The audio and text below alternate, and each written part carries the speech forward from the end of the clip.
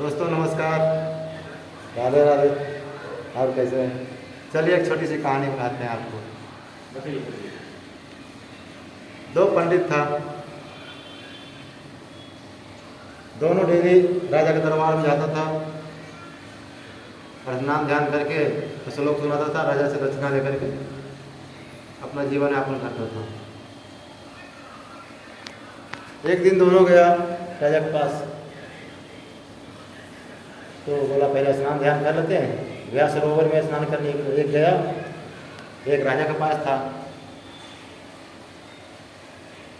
तो उसने क्या बोला अपने साथी के बारे में, राजा जी वो महामूर्ख है, पंडित थोड़ा, उसको कुछ नहीं आता, उसको कुछ नहीं आता, वो गधा है, गधा। कोई बात नहीं, राजा सुन लिया।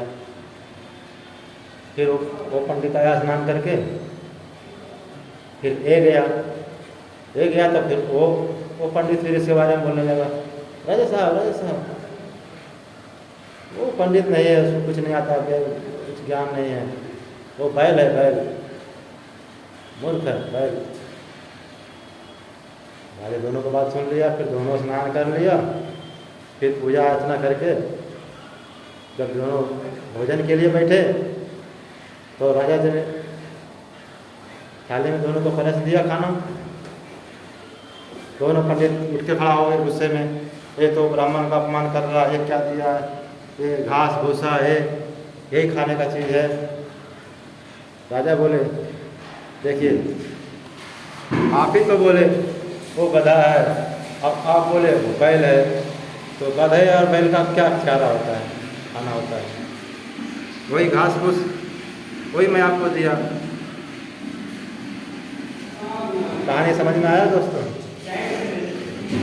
एक दूसरे का मतलब चुगली करने से या बुराई करने से किसका नुकसान होता है? वही दोनों का ही नुकसान होगा। इसलिए हर काम में भी ऐसा ही होता है, हर जगह, हर काम, हर जिस भी लाइन में जाइए, क्षेत्र में जाइए, आपको हर जगह ऐसे चुगली करने वाले मिलेंगे। लेकिन नुकसान किसको होता है? सेठ को नहीं होता, मालिक को नहीं होता है काम करने वाला नहीं। इसलिए सब मिलजुल के काम करें, एक दूसरे का चुगली नहीं करें, एक दूसरे का बुराई नहीं करें।